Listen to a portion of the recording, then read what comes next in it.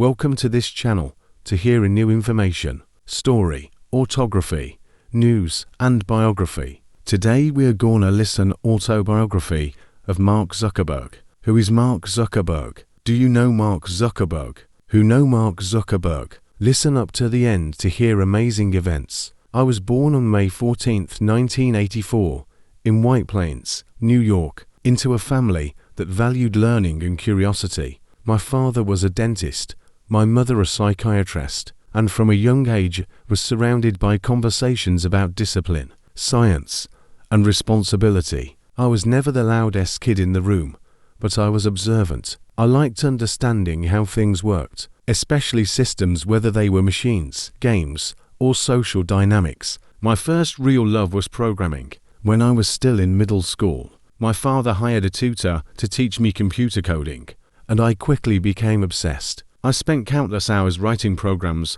not because I had a business plan, but because solving problems gave me a sense of control and clarity. One of my early projects was a messaging program from my family's home, which let us communicate through our computers instead of yelling across rooms. At Phillips Exeter Academy, a competitive preparatory school, I learned what it felt like to be surrounded by people who were as driven as I was. I built programs, competed in science and math, and began to see how technology could connect people. At the same time, I struggled socially in ways many young people do. That tension between connection and isolation would later shape everything I built. When I arrived at Harvard University, I didn't imagine starting a global company. I was studying psychology and computer science, fascinated by how people think and interact. I wanted to understand human behavior and replicate parts of it through code. Late nights in my dorm room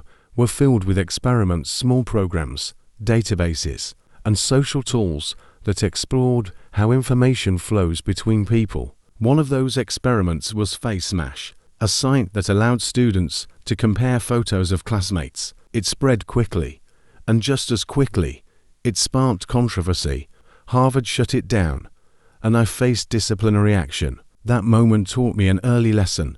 Technology moves faster than institutions, and responsibility must grow alongside innovation. In 2004, I launched Facebook from my dorm room. At first, it was only for Harvard students. The idea was simple: give people a digital identity and a way to connect. What surprised me was how deeply people responded to it. They didn't just want a website, they wanted to be seen, remembered, and connected. As Facebook expanded to other universities, I realized this wasn't just a college project anymore. I dropped out of Harvard and moved to Palo Alto, California, a decision that many people questioned. Walking away from a prestigious education wasn't easy, but I believed deeply that building this platform mattered more than following a traditional path. The early days of Facebook were chaotic and intense. We worked non-stop, made mistakes, fixed them, and kept moving.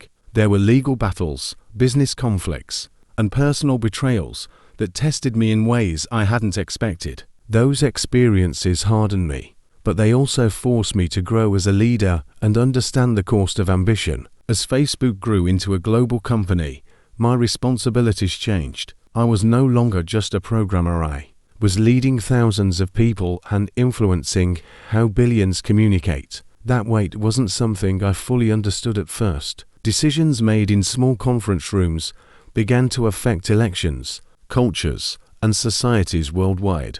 One of the biggest challenges I faced was criticism. Facebook was accused of invading privacy, spreading misinformation, and prioritizing growth over ethics. Some of that criticism was deserved. I learned, sometimes painfully, that building tools for connection also means inheriting the darker sides of human behavior. Technology doesn't exist in a vacuum. Over time, my focus shifted from just building a product to building long-term infrastructure for a human connection. Acquisitions like Instagram and WhatsApp were not about eliminating competition, but about supporting different ways people express themselves. Still, every move was scrutinized, and trust became harder to earn and easier to lose. Becoming a husband and a father changed me deeply. My relationship with Priscilla grounded me and reminded me that impact isn't measured only in numbers. Together, we committed to philanthropy,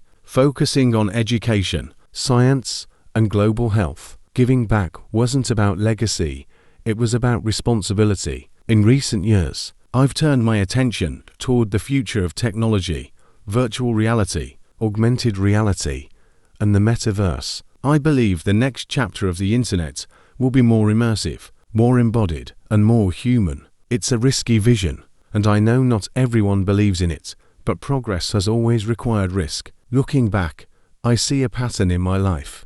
Curiosity leading to creation, creation leading to consequence, and consequence demanding accountability. I've made mistakes that will follow me forever, but I've also seen how technology can reunite families, amplify voices, and create opportunities unimaginable just decades ago. My story is not one of overnight success, but of constant learning under extreme pressure. I'm still learning about leadership, ethics, and what it means to build something that touches nearly every corner of the world. If there's one truth I've learned, it's this: building the future requires humility as much as vision.